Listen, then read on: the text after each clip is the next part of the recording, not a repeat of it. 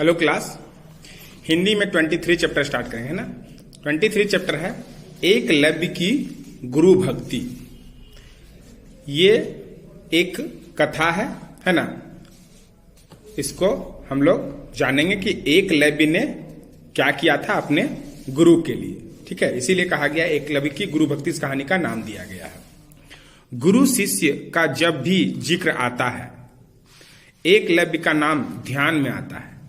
जब भी कोई गुरु शिष्य यानी कि कोई शिक्षक और कोई छात्र का नाम आता है तो उस समय एकलव्य का नाम आता है, ध्यान में आता है। कौन था यह एकलव्य? ये एकलव्य था वो कौन था, क्या किया था उसने, आइए जाने। एकलव्य का नाम क्यों आता है, उसने आखिर अपने गुरु के लिए क्या किया था, वो हम लोग जानेंगे। पुराने समय की बात है, बहुत बहुत पहले का बात है। हमारे देश में महाभारत की लड़ाई हुई थी। बहुत साल पहले हमारे देश में महाभारत की लड़ाई हुई थी, है ना। ये हम लोग सबको जानते हैं। यह लड़ाई कौरवों और पांडवों के बीच हुई थी। महाभारत का जो लड़ाई हुआ था वो किस किस के बीच हुआ था? कौरवों और पांडवों के बीच। कौरवों और पांडवों दोनों के गुरु द्रोणाचार्य थे। कौरव और पांडव जो थे उन दोनों के गुरु कौन थे? गुरु द्रोणाचार्य। गुरु का नाम था द्रोणाचार्य। गुरु द्रोणाचार्य युद्ध विद्या में बहुत प्रवीण और धनुर्विद्या में सबसे श्रेष्ठ धनुर चलाने वाले थे। जो गुरु द्रोण थे द्रोणाचार्य, वो युद्ध विद्या में बहुत ही प्रवीण थे। मतलब उनको युद्ध की विद्या सिखाने का बहुत ही ज्ञान था और धनुर्विद्या में सबसे श्रेष्ठ धनुष चलाने वाले थे और धनुष चलाने में सबसे श्रेष्ठ थे। गुरु द्रोण कौरवों और पांडवों को धनुर्विद्या सिखाते थे। गुरु द्रोण जो थे वो पांडव और कौरव दोनों को धनुष बाण चलाने का अभ्यास कराते थे। वे अपने सभी शिष्यों से स्नेह करते थे, किंतु उन्हें अपना शिष्य अर्जुन सबसे प्यारा लगता था, है ना। पांडव में एक अर्जुन था, शिष्य उसका, वो सबको प्यार करते थे, लेकिन अर्जुन को वो सबसे अधिक मानते थे। एक बार गुरु द्रोणाचार्य ने खुश होकर अर्जुन को आशीर्वाद दिया कि उसके समान धनुष चलाने वाला दूसरा कोई न होगा। एक बार द्रोणाचार्य बहुत खुश हुए और अर्जुन को क्या आशीर्वाद दे दिया कि अर्जुन जैसा धनुष चलाने वाला और कोई दूसरा नहीं होगा। एक दिन एक सुंदर सरल बालक द्रोणाचार्य के पास आया। एक दिन एक सुंदर और साधारण सा बालक द्रोणाचार्य के पास आया। आचार्य अकेले में बैठे आराम कर रहे थे। उस समय आचार्य क्या कर रहे थे? गुरु द्रोण अकेले आराम कर रहे थे। बालक आचार्य को नमन करके चुपचाप बैठ गया। वो बालक क्या किया? आचार्य को प्रणाम किया और चुपचाप बैठ गया। तुम कौन हो बेटा? मेरे पास किस लिए आए हो? गुरु द्रोण ने पूछा। गुरु द्रोण ने उस बालक से पूछा कि बेटा तुम कौन हो और मेरे पास क्यों आए हो? बालक ने नम्रता पूर्वक उत्तर दिया, मैं निषाद राज हिरण्यधनु का पुत्र हूं। क्या बताया? बालक किसका पुत्र था? निषाद राज का पुत्र था ना। पूरा नाम था निषाद राज हिरण्यधनु का पुत्र था। मेरा नाम एकलव्य है। मैं धनुर्विद्या सीखने के लिए आपके पास आया हूं। वो बताया कि मेरा नाम एकलव्य है और मैं धनुष बाण विद्या सीखने के लिए आपके पास आया हूं। आप मुझे अपना शिष्य बनाना स्वीकार करें। बालक बोलता है कि आप हमको अपना शिष्य बना लीजिए, अपना छात्र बना लीजिए।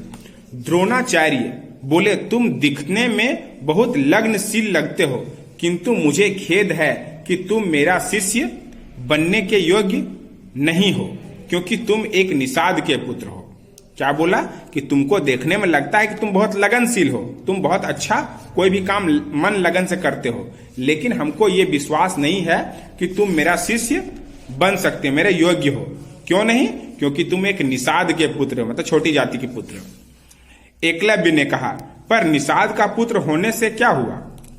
एकलव्य क्या बोला गुरु से कि निषाद का पुत्र हूं तो क्या हुआ?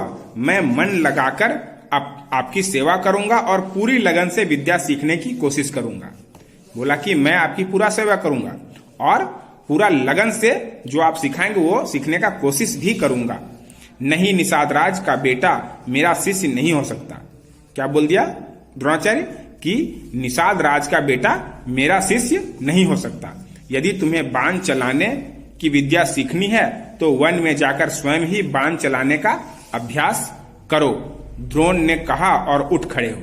द्रोण ने क्या बोल दिया कि अगर तुमको धनुर्विद्या सीखना ही है तो जाओ वन में और वहीं जाओ और बाण चलाने का विद्या वहीं पर खुद से सीखो, हम नहीं सिखाएंगे, है ना। और वो उठ के खड़े हो गए। एकलव्य निराश होकर वन में लौट गया। एकलव्य बहुत उदास हुआ, है ना, और जंगल में लौट आया। परंतु धनुर्विद्या सीखने की उसे लगन थी, लेकिन उसको धनुष बाण चलाने का विद्या सीखना था। उसने द्रोणाचार्य की मिट्टी की एक मूर्ति बनाई और उसी को गुरु मान लिया। उसके बाद वन में क्या किया, वो द्रोणाचार्य का एक मूर्ति बनाया मिट्टी का और उसको अपना गुरु मान लिया। अब वह रोज उस मूर्ति को नमन करता और उसी के सामने बाण चलाने का अभ्यास करता था। उस मूर्ति को वो प्रणाम करता था और अपने आप वो धनुष बाण चलाने का अभ्यास करने लगा।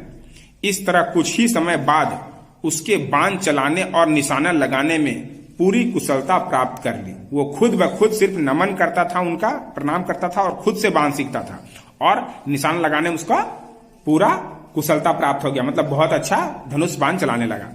एक दिन कौरव और पांडव उस वन में शिकार के लिए गए। एक दिन कौरव और पांडव दोनों एक वन में गए शिकार के लिए। उनके साथ एक कुत्ता भी गया था। उसके साथ एक कुत्ता भी गया था। कुत्ता एकलव्य को देखकर भौंकने लगा। जैसे ही कुत्ता एकलव्य को देखा वो भौंकने लगा।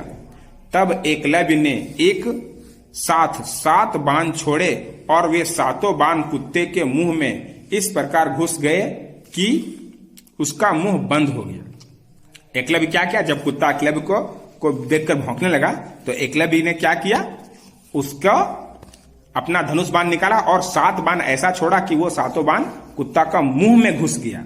और कैसा घुस गया, ऐसा घुसा कि उसका मुंह ही बंद हो गया, वो भौंकना नहीं सकने लगा, है ना। एकलव्य की इस कुशलता को देखकर कौरव और पांडव एकलव्य के पास गए और उसका परिचय पूछा। जब देखा कि एकलव्य इतना अच्छा मतलब बाण चलाता है तो उसकी कुशलता को देखकर पांडव और कौरव दोनों एकलव्य के पास जाकर क्या पूछते हैं कि तुम कौन हो। एकलव्य ने कहा, मैं निषाद राज का पुत्र और द्रोणाचार्य का शिष्य हूं। बोला कि मैं एकलव्य का पुत्र हूं और द्रोणाचार्य का छात्र भी हूं। मेरा नाम एकलव्य है, यहां बाण चलाने का अभ्यास करता हूं। बोला कि मेरा नाम क्या है, एकलव्य है और मैं यहां पर बाण चलाने का अभ्यास करता हूं। एकलव्य की धनुर्विद्या को देखकर सभी राजकुमार हैरान थे। जैसा वो धनुष चलाया था उसको देखकर सभी राजकुमार हैरान था, कौरव और पांडव दोनों। वे उसकी प्रशंसा करते हुए घर लौट आए। वो उसका प्रशंसा करते हुए घर वापस आ गए। अगले दिन अर्जुन द्रोणाचार्य के पास गया। दूसरा दिन क्या किया, अर्जुन द्रोणाचार्य के पास गया। वह उन्हें प्रणाम करके चुपचाप बैठ गया, है ना, प्रणाम किया और चुपचाप बैठ गया। गुरु ने अर्जुन से पूछा कि वह किस सोच में पड़ा है।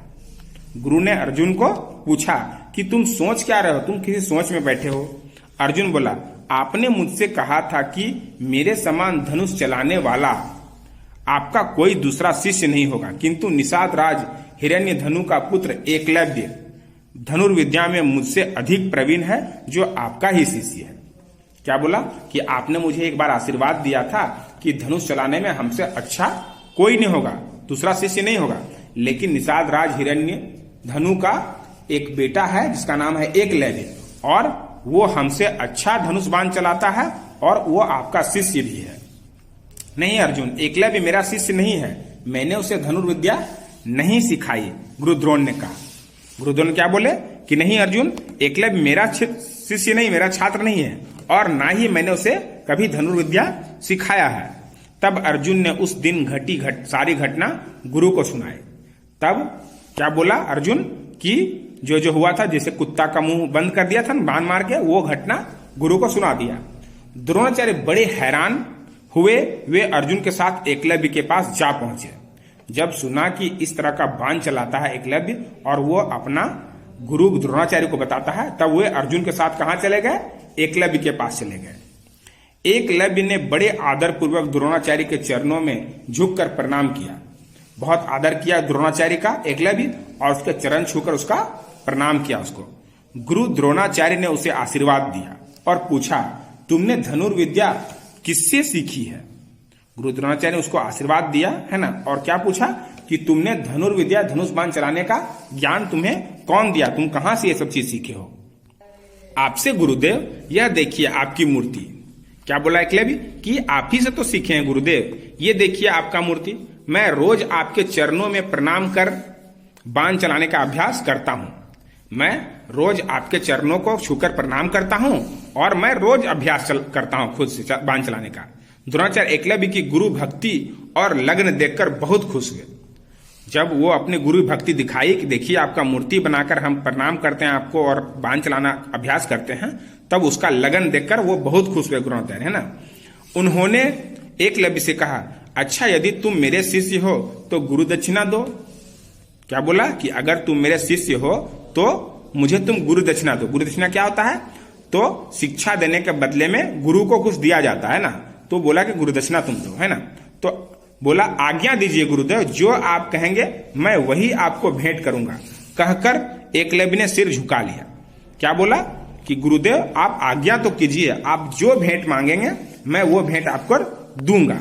और ऐसा कहकर वो अपना सिर झुका लिया, अपना सिर। द्रोणाचार्य ने कहा, अच्छा अपने दाएं हाथ का अंगूठा गुरुदक्षिणा में दे दो। क्या बोला कि गुरुदक्षिणा देना है तो गुरुदक्षिणा में हमको अपना दायां हाथ का अंगूठा, है ना, अंगूठा हमको दे दो, है ना। ये अंगूठा है ना, इसको मांग लिया। ठीक है। एकलव्य पल भर के लिए चुप रहा, थोड़ी देर के लिए एकलव्य चुप हुआ। फिर उसने खुशी से अपने दाएं हाथ का अंगूठा काटकर गुरु द्रोण के चरणों में रख दिया। फिर थोड़ी देर में क्या किया, वो अपना हाथ का अंगूठा काट लिया और गुरु द्रोणाचार्य के पैर के सामने रख दिया। द्रोणाचार्य अंगूठा लेकर खुशी से अर्जुन के साथ चले गए। वो अंगूठा से ही ना बाण चलाते हैं, तो इसीलिए वो अंगूठा मांग लिए और अर्जुन के साथ वो अंगूठा लेकर चले गए। हम सबको एकलव्य की गुरु भक्ति से प्रेरणा लेनी चाहिए। मतलब वो गुरु का इतना आदर करते थे, जो उनने सिखाया भी नहीं, सिर्फ उसके मूर्ति को नमन करके वो अभ्यास करते थे और इतना बड़ा धनुर्धर बने थे ना।